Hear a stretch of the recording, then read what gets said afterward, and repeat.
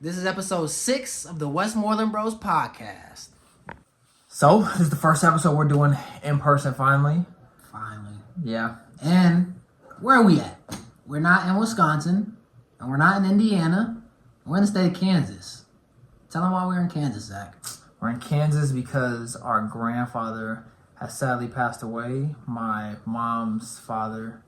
So, we both made the trip out here to, show our appreciation for him over the years, all he's done for us. And we really just want to dedicate this podcast to him and our cousin. And that's it. We don't really want to talk about much else. It's a lot that's been going on in terms of those two deaths, specifically in our family at this time. And the crazy part is they both passed away from the same thing. So our cousin Jose passed away a little over 2 months now, almost 3 months. He had a brain tumor for almost 1.5 years that eventually took his life, sadly, once it spread to his spine. And then our granddad, he passed away from a brain tumor as well. It was wrapped around his whole brain. And by the time they found it, he actually was having a brain bleed from it too. So we found out about that on a Wednesday, and then literally a week later, he passed away. Fortunately, he passed away at home.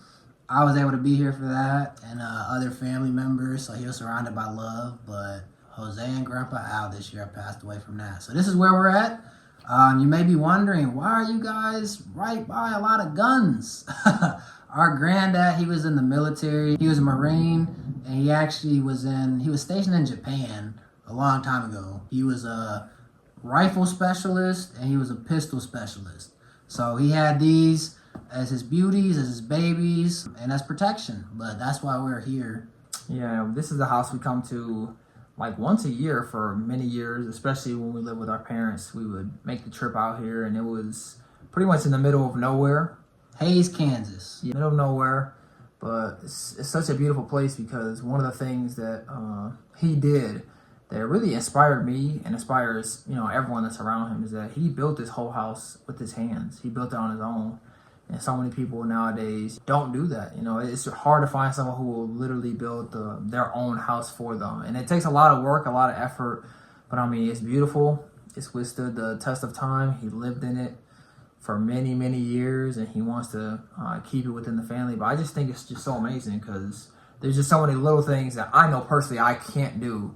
And the fact that he built this entire house is just kind of crazy. It's definitely crazy. It's amazing. And we got pictures, old pictures when me and Zach were half the size we are now. The house wasn't finished. He's still putting in concrete, and we just sitting on the steps watching.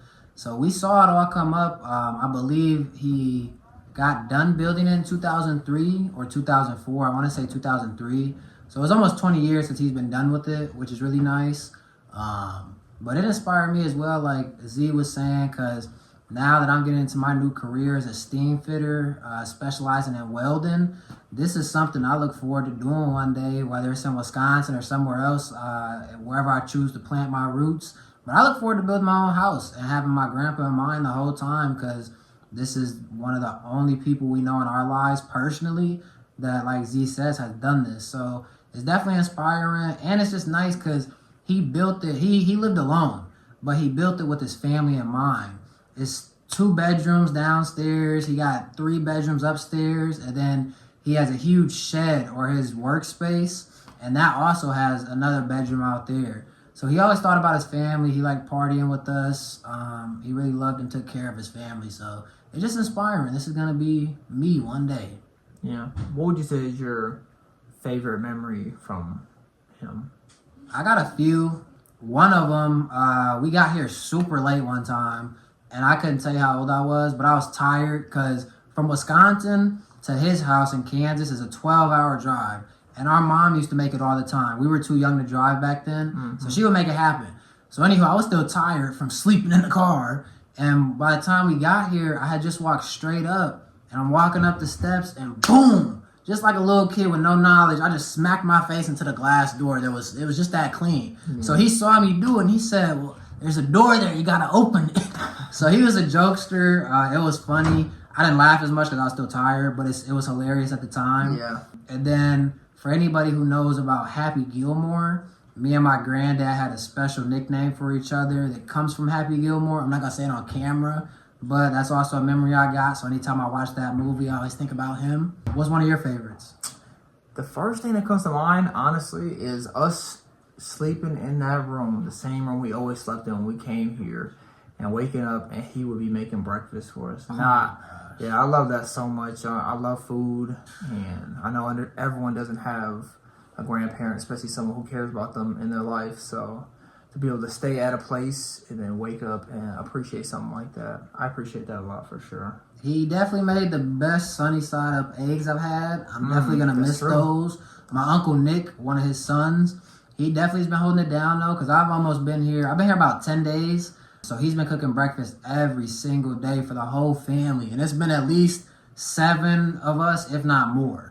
But every morning he comes through. He's like, hey, what kind of eggs you want? And now he knows I like them sunny side up. So he'll make me my sunny side up ones. Other family members scrambled eggs.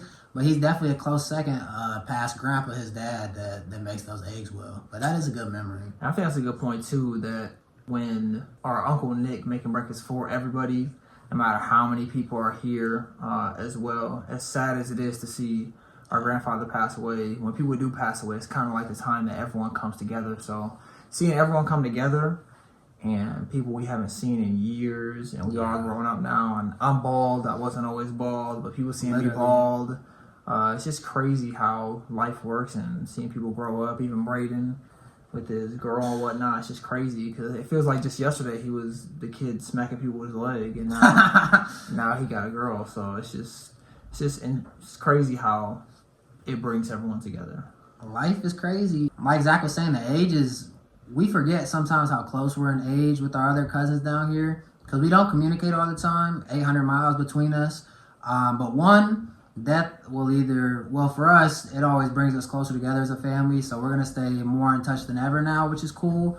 But also, like Zach said, we're all grown now. Braden is one of the youngest, and he's 21 now. So we all legally can drink, which is crazy, like, just to think about, because, like Z said, we was running around as kids. Like, Braden would take his leg off. He has one fake leg. But he would take his leg off. He'd be chasing us with it. One of the first times I met Braden, they literally said, hey, something wrong with his leg, like it itches, like just give it a pull and it'll help. I pull that man's leg and it comes off.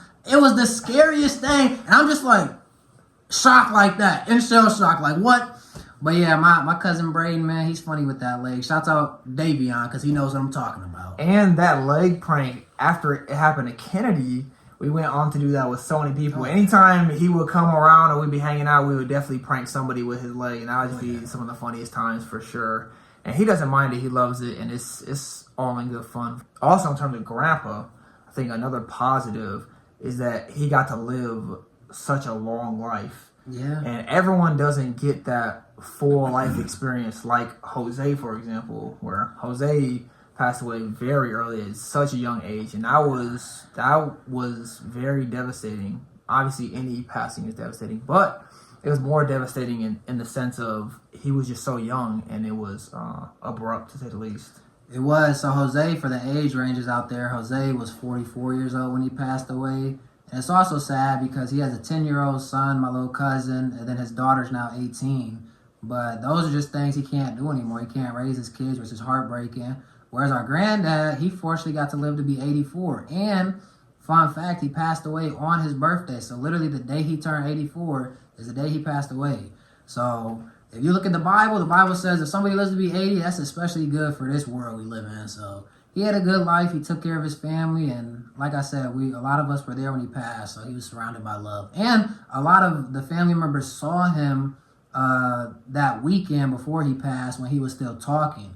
So a lot of people got to say their goodbyes. Me and Zach fortunately FaceTimed him, and we got to say we love him one more time, and he said it back. Because by the time I got down here on that Tuesday, he wasn't talking anymore. He was sleeping a lot.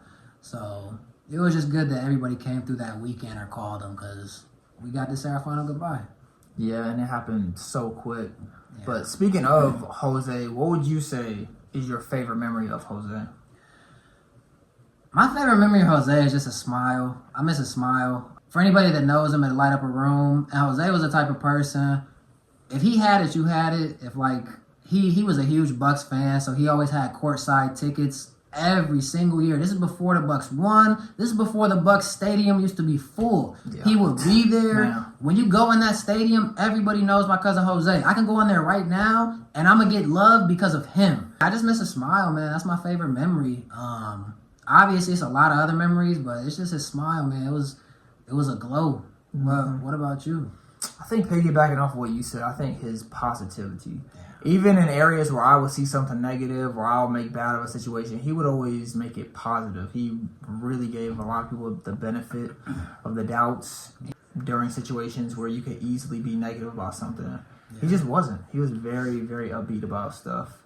And I think that was a great quality he had and a great quality to imitate and try to bring in your day-to-day life, whether you're going through something and you may feel it's big if you just look at the grand scope of things, you know, and realize all the blessings and things you have from family, friends, a roof over your head, food, the fact that you're even awake.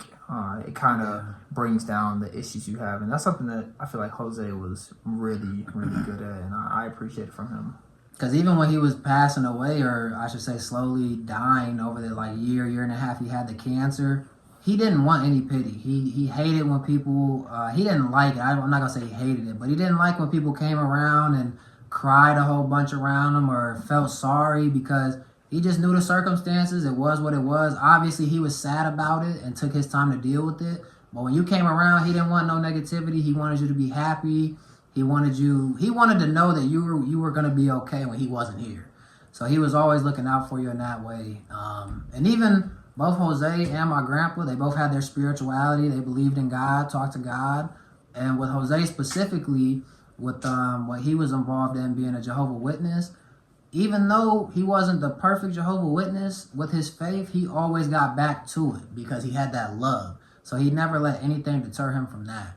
So like Zach said, that positivity is definitely something we try to carry in our day-to-day lives. Yeah, and another thing I'm grateful for too is, unlike Grandpa, I got to have like a conversation with Jose before, you know, it got worse. With Grandpa, it happened so fast that I didn't have a chance. Yeah. But with Jose, thankfully, I was able to get around and we had a conversation, and I got to ask him questions that I was thinking about or that maybe I never had a chance to, and he really answered it and gave, you know, the best answers possible given the circumstance. We had a good conversation. It probably was about like 30 minutes or so, and then he got tired, of course. He had to take a nap, but I do appreciate that. That was when you came by the house that one day? Mm-hmm. Yeah, I do appreciate that for sure. So I'm glad we got to have that closure, so to speak. And then specifically with Jose and his life, because like we said, our grandpa, this happened within a week of him passing. But all of his kids and all the cousins or his grandkids that were around came and took care of him immediately, which is good. But with Jose's situation, I definitely want to shout out Keisha. That was his wife.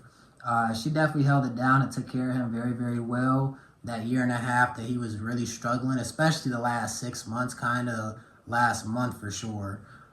So shout out Keisha, definitely showing my cousin the love that he deserved and caring for him when he needed it.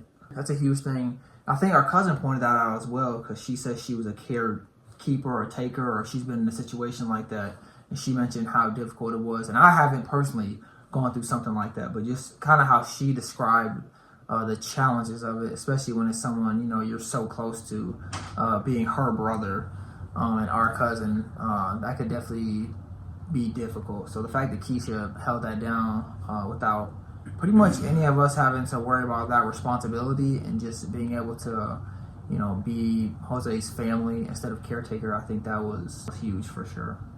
And brain tumors with us, they kind of hit home because it's been 8 years since our Uncle Joe passed away. Yeah. He passed away from a brain tumor. So then when Jose got sick with one and then our grandpa did, it just brought up those memories as well. Because our Uncle Joe passed away at 44 years old, like our cousin Jose. So, and he was another, man, beautiful, beautiful, beautiful person. He was an artist, very kind, just like our cousin and grandpa. Yeah, brain tumors apparently run in our family from what I see, which is horrible. Yeah. But yeah, anybody out there, remember, go to that doctor at least once a month, get checked out, because these diseases nowadays, they come faster than ever. And you don't want to be surprised, like, and find out you only got 6 months to live. when you could have prepared for it a little better. So always go to the doctor, get your checkups. And always appreciate your family, no matter what good or what hard times you could be going through. Obviously, the good times are easy, but life is extremely short. You could pass away at 80, you could pass away at 44, and you just never know. So it's better just to appreciate every moment you have. That's a good point. For anybody out there who has anything against a family member, if it's a parent, if it's a sibling, if it's an uncle, whatever family member in your head right now that you're like, man, we didn't end on good terms or we're not in a good spot, text them or call them and just be like, hey, I love you. I'm sorry for whatever happened, because life is short. And I promise you, if that person does not wake up tomorrow, you will cry about it and you will feel horrible. So while you are alive and while that person is alive, make that peace and just let it be. Whatever happened in the past is the past. Just look to the future and the present. That's all you got, literally. Yeah, you have to let it go. I remember there was somebody I ran across. I'm not going to say the name, but you know the person. And their sibling passed away very suddenly. And they were young. They were like, I don't know, maybe in their 20s. And he passed away, and all they could think about was how they got in an argument and they weren't talking to their sibling. And now their sibling's gone, and they wish they could have, mended that bridge, so to speak. So definitely let it go. Yeah, because it's a horrible feeling that nobody wants. And nobody needs to have it. Just forgive and forget. Life goes on. It's that simple. Thanks for watching episode 6 of the What's Warner Bros. Podcast. Make sure to like, comment, and subscribe.